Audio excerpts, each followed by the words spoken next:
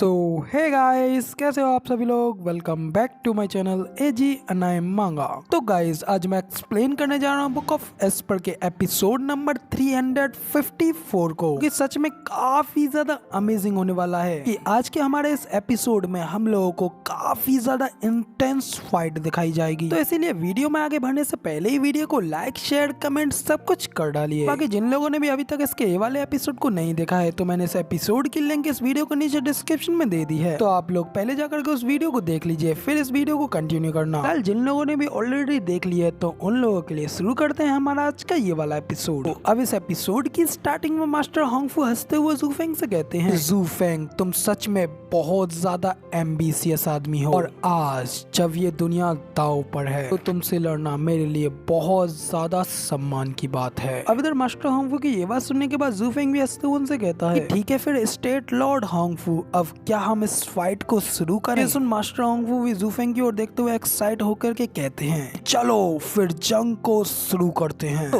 अब उन लोगों के इतना कहते ही हमें अगले सीन में दिखाया जाता है, एक तरफ से मास्टर होंगफू की बड़ी सी सेना की दूसरी ओर से जू फेंग की बड़ी सी सेना खाई के ऊपर से नीचे की ओर एक दूसरे के ऊपर अटैक करने के लिए आगे बढ़ रही होती हैं। जहाँ एक तरफ हमारे जू फेंग की एलाइट वॉरियर्स की सेना होती है, दूसरी ओर मास्टर होंगफू के एलाइट वॉरियर्स और एल्डर्स की सेना होती है। तो अब जब ये दोनों फोर्सेस एक तरफ एक दूसरे से लड़ रही होती हैं, दूसरी ओर सरलैंग वेनरेबल होंगफू फैमिली से आगे बढ़ने के लिए कहते हैं। भी उसी वक्त उनके सामने अपनी पावर्स को रिलीज करते हुए ब्लैक ऑरे में कवर एल्डर ली उनके सामने आ जाते हैं और उनसे कहते हैं कि होंगफू फैमिली, क्या तुम भूल गए जो हमारी लास्ट टाइम इंपीरियल कैपिटल में फाइट हुई थी, वो अभी पूरी फिनिश नहीं हुई है। क्या अब तुम्हारे अंदर अभी भी मुझसे फाइट लड़ने की हिम्मत है। ये सुन होंगफू फैमिली भी अपनी पावर्स को रिलीज करते हुए कहते हैं, तुम मेरे सामने सिर्फ और सिर्फ लूजर हो। इधर होंगफू फैमिली के इतना कहते ही हम लोगों को वापस से दोनों फोर्सेस की फाइट का सीन दिखाया जाता है कि एक तरफ रीजन स्टेट के लोग जू फेंग के लोगों के ऊपर हमला कर रहे होते हैं और उसके लोग घायल हो रहे होते हैं। दूसरी ओर जू फेंग के लोग भी रीजन स्टेट के लोगों के ऊपर हमला कर रहे होते हैं और वो लोग भी बुरी तरीके से घायल हो रहे होते हैं। जबकि हमारी इस फाइट के रीजन स्टेट की ओर से मेन फाइटर होंगफू फैमिली अपनी फुल्ली पावर्स को अनलिस्ट करते हुए चार्ज हो रहे होते हैं। दूसरी ओर जू फेंग की पार्टी के मेन फाइटर एल्डर ली भी होंगफू फैमिली के साथ फाइट लड़ने के लिए पूरी तरीके से चार्ज अप हो जाते हैं, जिसके बाद वो दोनों लोग एक दूसरे की ओर बड़ी तेजी से अटैक करने के लिए आगे बढ़ते हैं और दोनों के अटैक्स की वजह से काफी ज्यादा शॉक वेव्स पैदा हो रही होती हैं। ये सब देख करके मास्टर होंगफू भी कहते हैं कि तो अब मुझे पता है कि एल्डर ली क्यों ल्यू क्लैन के साथ खड़े हैं। मैं इस आर्ट के बारे में बिल्कुल भी पहचानता नहीं हूँ, लेकिन एल्डर ली इस मार्शल आर्ट की वजह से वेनरेबल के अगेंस्ट पावरफुल तरीके से डट के खड़े हुए हैं। लेकिन मैं ये बिल्कुल भी समझ नहीं पा रहा कि एक थर्ड ग्रेड की ल्यू क्लैन के पास एक इतनी ज्यादा वंडरफुल आर्ट कैसे हो सकती है। और इसके अलावा अगर एल्डरली अब तक रीजन स्टेट में ही होते तो अब तक एक हाई वेनरेबल की रीच तक नहीं पहुंच पाते, यहाँ तक कि फिर चाहे वो सेंचुरीज तक अधूरी इंपीरियल टायरेंट बॉडी आर्ट को ट्रेन करते रहते। लेकिन अब तभी सरलैंग भी कहते हैं कि हाँ, एल्डरली बिल्कुल भी कोई एक मूर्ख व्यक्ति नहीं है, कि पूरी तरीके से कम्प्लीटली लॉयल्टी जू फेंग की ओर है। तो इससे इनकी ये चीज क्लियरली शो कराती है कि इनके लिए जू फेंग के पास ग्रेट अपॉर्चुनिटीज है। ल्यू क्लैन के बढ़ते हुए हाथ को चॉइस करना उनके लिए एक सबसे अच्छी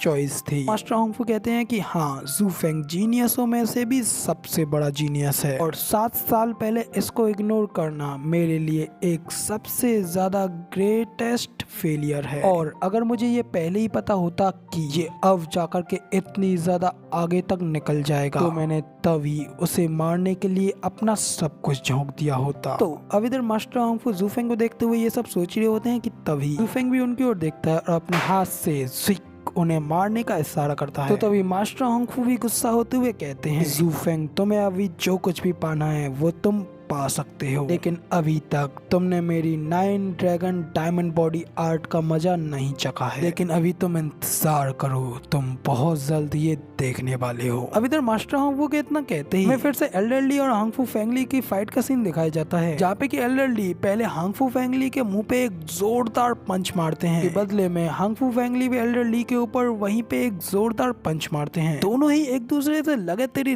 लगे पड़े होते हैं और एक दूसरे से बिल्कुल भी कम नहीं पड़ रहे होते हैं। पहले एल्डरली, फिर हांगफू फेंगली, फिर एल्डरली, फिर हांगफू फेंगली, ऐसे ही एक एक कर वो दोनों एक दूसरे के ऊपर पंचेस पे पंचेस बरसा रहे होते हैं। तभी दोनों के एक जोरदार कोलैब के साथ वो दोनों ही एक दूसरे से अलग अलग जाकर के खड़े हो जाते हैं। एल्डरली एकदम एक्साइटेड होते हुए हांगफू फेंगली से कहते हैं, हांगफू फेंगली, क्या पिछले कुछ सालों से तुम अपने टच को खोते जा रहे हो? तुम अब अपने उन पंचेस को उस तरीके से नहीं घुमा पा रहे हो जिस तरीके से तुम पहले इस्तेमाल करते थे। तो क्या इसका मतलब ये है कि बुढ़ापा तुम्हारे ऊपर हावी पड़ रहा है? तो ये सुनो हांगफू फेंगली गुस्से में कहते हैं कि अपनी बकवास करना बंद करो। मैं तब से तुम्हारे ऊपर केवल इजी आ रहा हूँ और तुम उस बात का मुझे ये धन्यवाद दे रहे हो। तो अब अगर ऐसी बात है तो अब इस केस में मैं तुम्हें बिल्कुल भी सम्मान के साथ नहीं छोड़ूंगा। तो इतना कहने के साथ ही हांगफू फेंगली घबराते हुए भी अपने मन में कहते हैं, ऑलरेडी मैंने इस फाइट में अपना सबसे ज्यादा बेस्ट दे दिया है। तो क्या अब इसका मतलब सच में यह है कि मुझे अब इस स्थिति से बाहर निकलने के लिए अपनी हड्डियों को दांव पर लगाना होगा? तो अब जब हांगफू फेंगली ये सब सोच रहे होते हैं, जबकि दूसरी ओर एल्डरली भी सोचते हुए अपने मन में कहते हैं कि हांगफू फेंगली, चाहे आज कुछ भी हो, मैं तुम्हें अपने हाथों से जरूर हराऊंगा उस गांठ से छुटकारा पाने के लिए जो मैं इतने सालों से झेल रहा हूँ। कह करके एल्डरली अपनी पावर्स को और भी ज्यादा अनलिस्ट करते हैं और हांगफू फेंगली से कहते हैं कि हांगफू फेंगली अब ऐसे झेलो। इतना कह करके एल्डरली